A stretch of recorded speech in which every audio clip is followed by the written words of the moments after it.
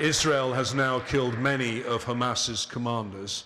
Do you think it has any real reason to continue fighting, or is it just causing carnage, death and destruction deliberately of Palestinians? Well, we strongly condemned the terrorist attack on the 7th of October last year, but at the same time, we strongly condemn the way Israel reacted, basically by starting a collective punishment of the Palestinians.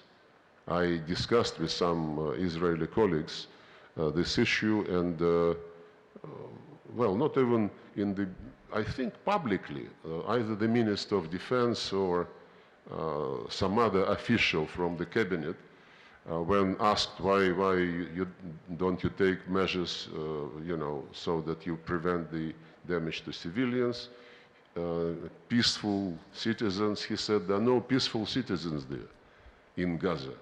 As of the age of 3, they are all terrorists. And with this philosophy, and when Antonio Guterres condemned the terrorist attack and then added, but it did not happen in a vacuum. You remember what Israeli reaction was? The former ambassador demanded that Guterres resigns.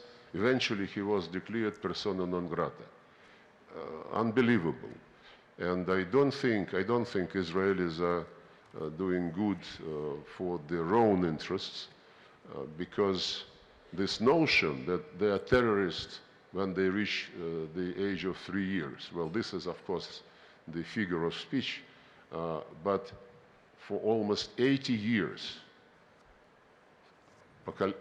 generation after generation is growing in the situation of occupation and the situation of blockade.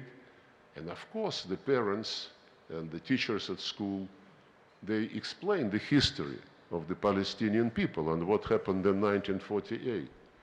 So unless Palestinian state is created, which was, by the way, a precondition for the creation of Israeli state, unless Palestinian state is created, extremism would be breeding and breeding and breeding in the region, there is no doubt.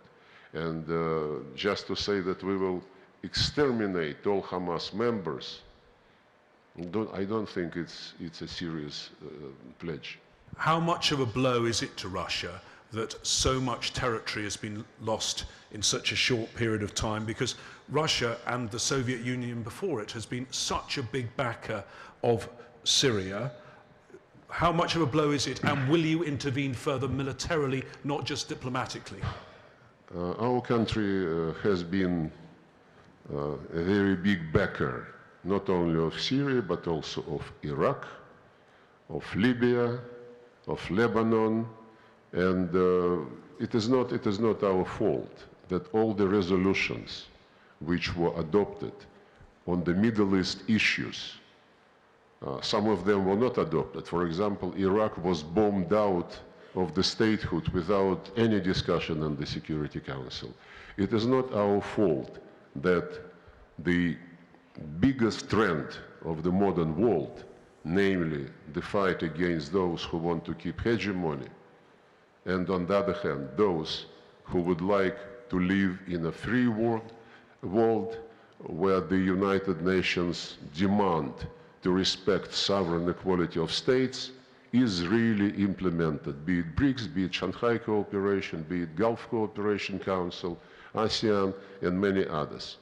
So the fight of these two worlds, one phasing out and another one emerging, is not going without clashes. And the conflicts which were adventures, aggressive adventures which were launched by the US and its allies in Iraq, Libya,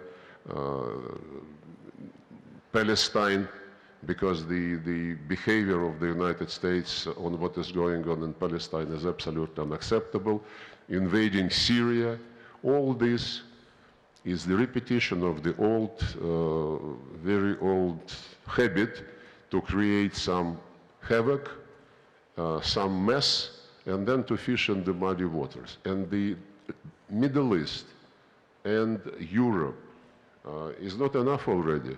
The NATO under the United States Command pronounced last year at the summit that the security in Euro-Atlantic is indivisible from the security in Indo-Pacific region.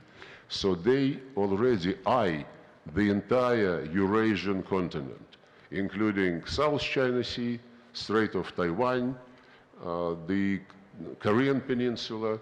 They are creating NATO-like military blocs.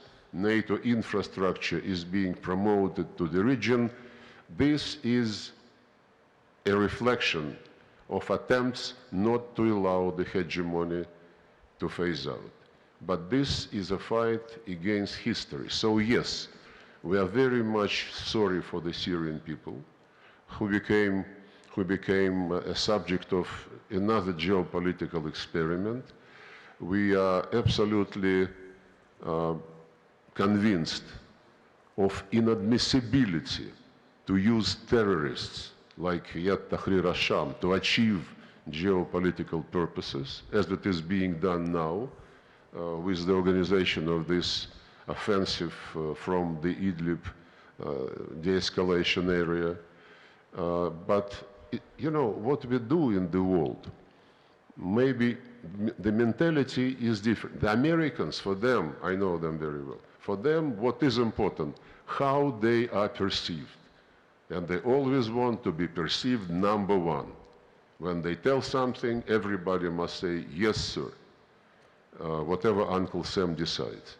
In our case, it's not about being concerned with the impression we make on the people. We do things in which we believe. And if we could help, since 2015, could help to keep the Syrian state apart, if we could organize the process with Iranian and Turkey colleagues, which is called Astana process, and we met today, as you mentioned, this in itself was a very helpful process. Nothing goes smoothly in world diplomacy, but the events which we are witnessing today, they are clearly geared to undermine everything we have been doing during those years. And we are sorry not for the image which people see in the person of the Russian Federation or me personally, but we are very concerned with the fate of the Syrian people. We don't want them to follow the fate of Iraqis, of Libyans, and of other nations who were disturbed by the people desiring to keep their domination.